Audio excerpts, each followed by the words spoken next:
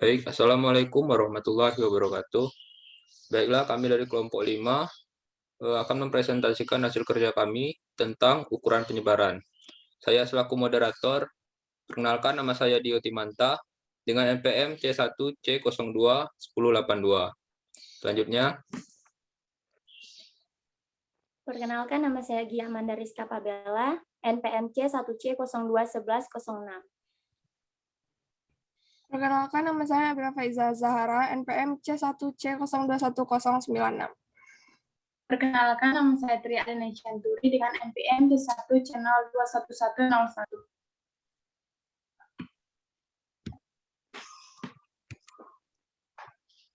baik, untuk materi pertama akan dijelaskan oleh Gia. Baik, untuk materi yang pertama itu adalah ukuran penyebaran data. Terbagi menjadi ukuran penyebaran data tidak berkelompok atau tunggal, dan ukuran penyebaran data berkelompok. Next.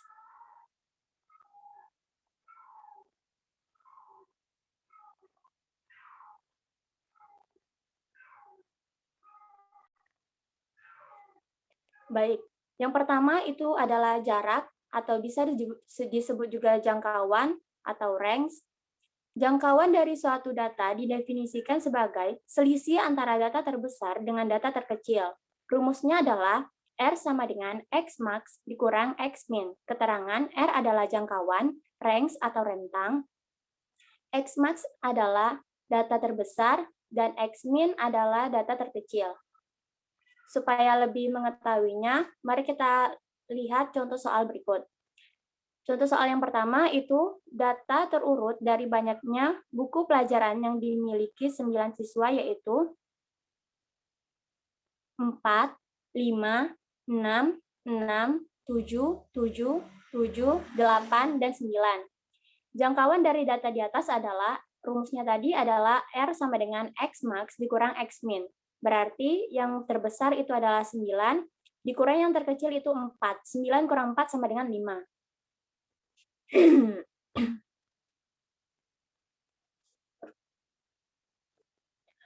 Untuk data yang berkelompok adalah selisih nilai tengah kelas tertinggi dan kelas terendah, atau dengan kata lain, selisih nilai tengah kelas terakhir dan nilai tengah kelas pertama.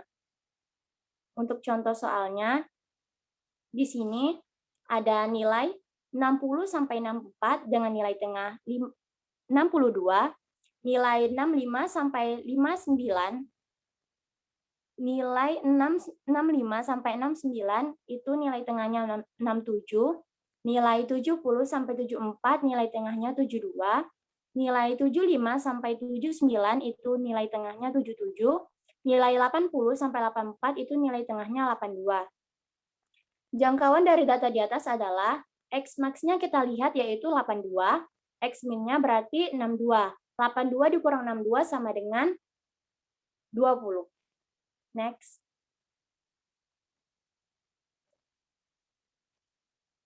Lanjut. Yang kedua adalah simpangan rata-rata atau mean deviation. Data dibagi dengan data tunggal dan data berkelompok. Untuk data tunggal, kegunaan dari simpangan rata-rata adalah untuk mengetahui seberapa besar nilai data menyimpang dari nilai rata-rata data. Dengan rumus SR sama dengan sigma nilai tengah dikurang nilai rata-rata dibagi banyak data. Untuk yang data berkelompok, ketika akan menghitung simpangan rata-rata dari data berkelompok, kita dapat menghitung dengan membagikan jumlah perkalian selisih antara rata-rata dengan nilai tengah dengan frekuensi terhadap banyak jumlah seluruh frekuensi data. Dengan rumus SR sama dengan sigma besar frekuensi data dikali nilai tengah dikurang nilai rata-rata dibagi sigma besar frekuensi data. Next.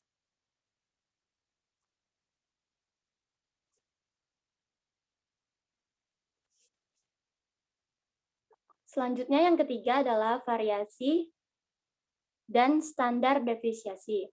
Untuk variasi dibagi juga menjadi data tunggal dan data berkelompok. Untuk data tunggal, ragam variasi data dicerminkan dengan S2, yaitu diperoleh dari pembagian antara jumlah masing-masing kuadrat, selisih data XI atau nilai tengah dikurang dengan rata-rata terhadap banyak data tunggal yang ada. Dengan rumus, S kuadrat sama dengan sigma nilai tengah dikurang nilai rata-rata kuadrat dibagi banyak data. Untuk data yang berkelompok, yaitu ragam variasi data berkelompok atau S2 dihitung dari pembagian antara jumlah masing-masing kuadrat, selisih data rata-rata dikurang dengan rata-rata terhadap jumlah frekuensi seperti berikut. Dengan rumus, S kuadrat sama dengan sigma besar frekuensi data dikali nilai tengah dikurang nilai rata-rata kuadrat dibagi sigma frekuensi data. Next.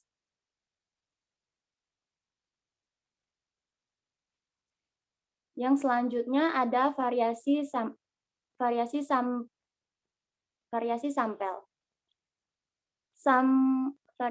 sampel.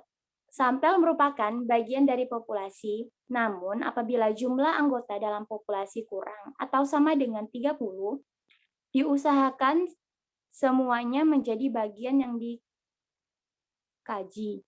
Apabila jumlah anggota dalam populasi lebih dari 30, maka langkah pengambilan sampel dapat dilakukan sehingga jumlah data tidak terlalu besar.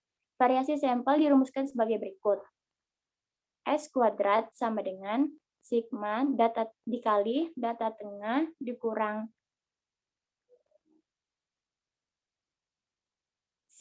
S kuadrat sama dengan sigma dikali nilai setiap data pada sampel dikurang nilai rata-rata hitung dalam sampel kuadrat bagi banyak data dikurang 1.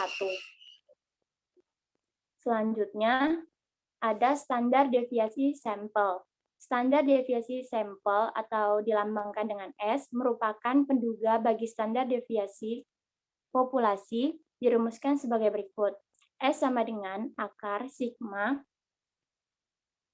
nilai data pada sampel dikurang nilai rata-rata kuadrat dibagi banyak dikurang 1.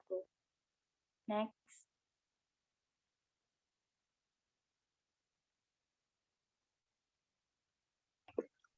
Baiklah, untuk materi selanjutnya akan disampaikan oleh Nabila.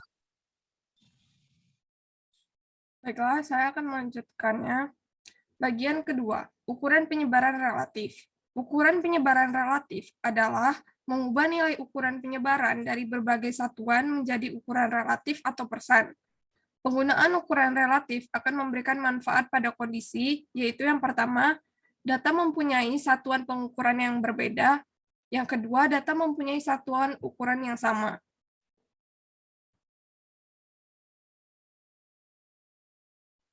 Next.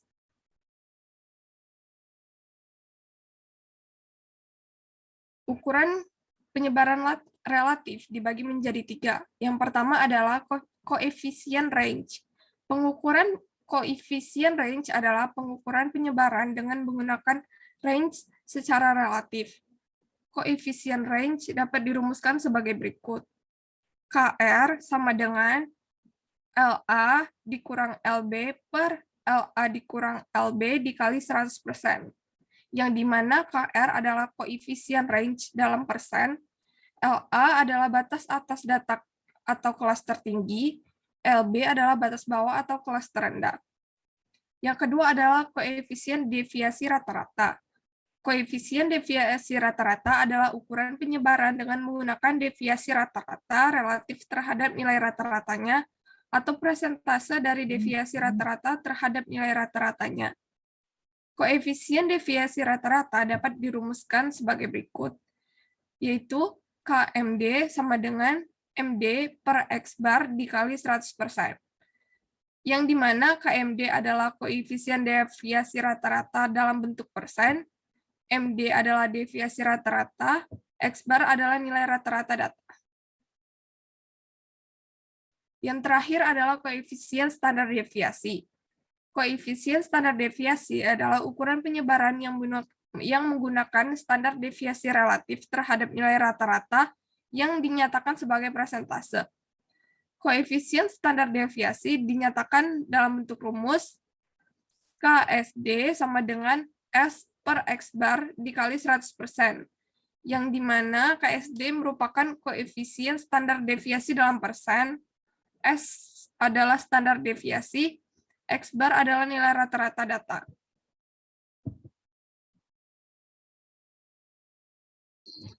Baiklah, untuk materi ketiga, selanjutnya akan disampaikan oleh Tria Adelina.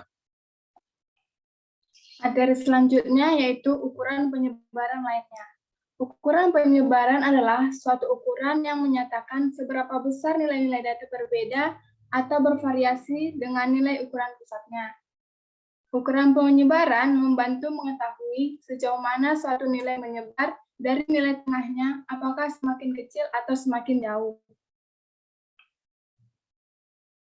Next.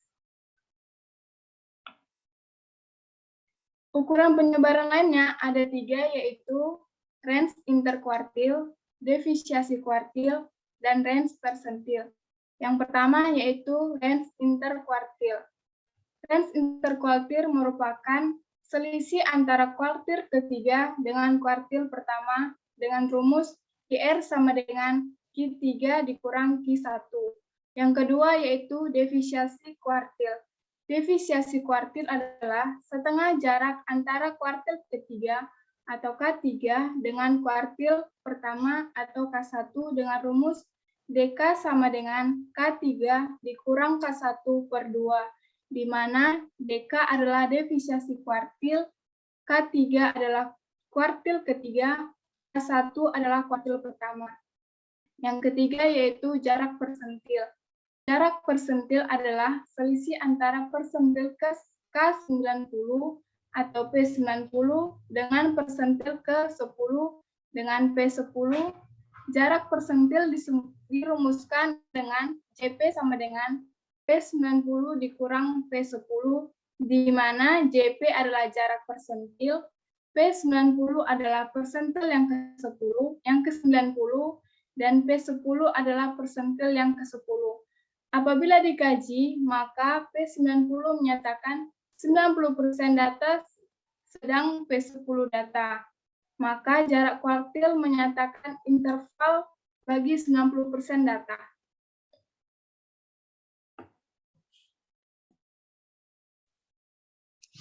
Baik, materi selanjutnya adalah ukuran kecondongan dan ukuran keruncingan.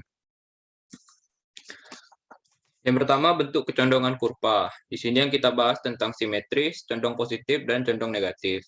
Lalu yang kedua, bentuk keruncingan kurva. Yakni yang di sini yang kita bahas tentang mesokurtik, leptokurtik, dan platikurtik.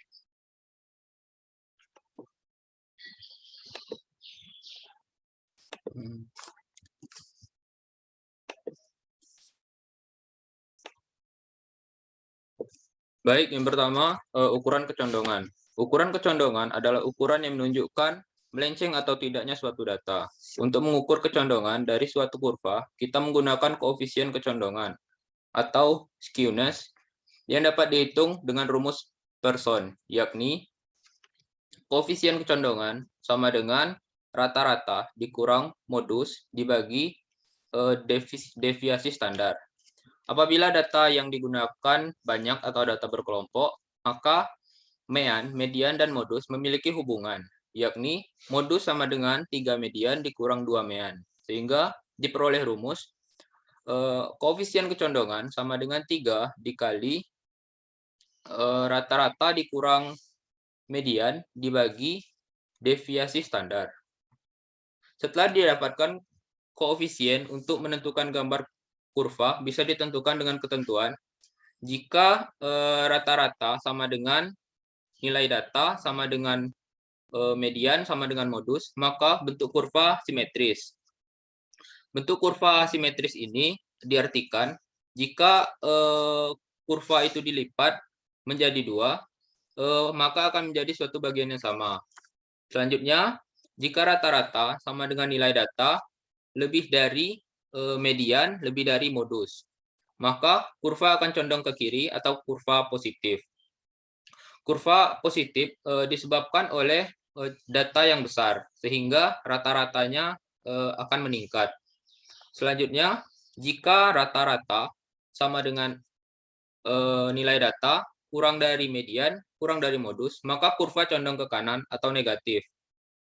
Nilai negatif disebabkan oleh data ekstrem yang kecil, sehingga rata-ratanya menjadi kecil.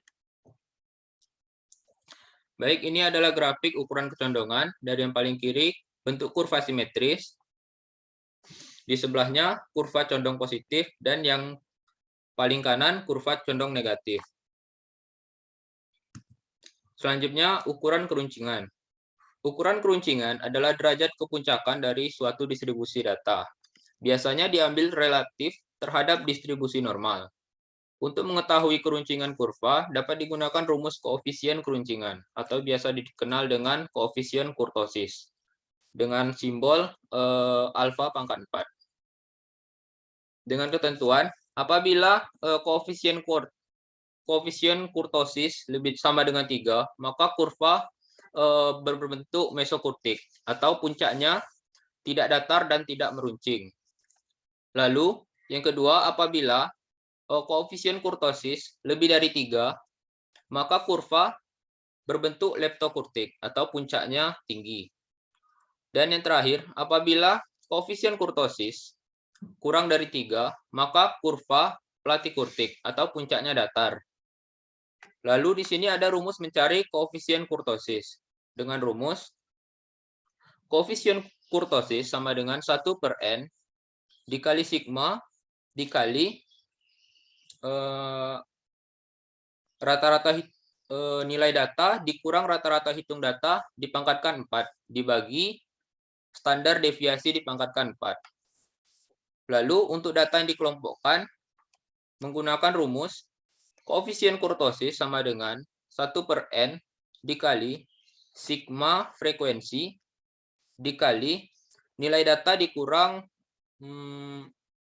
nilai rata-rata hitung data dipangkatkan 4 dibagi standar deviasi. Berikut bentuk grafik keruncingan. Yang paling tinggi leptokurtik, kemudian ada yang sedang mesokurtik, dan ada yang datar yaitu platikurtik. Baiklah, itu saja presentasi yang dapat kami sampaikan. Lebih dan kurang kami mohon maaf. Wabillahi taufiq wal hidayah. Wassalamualaikum warahmatullahi wabarakatuh.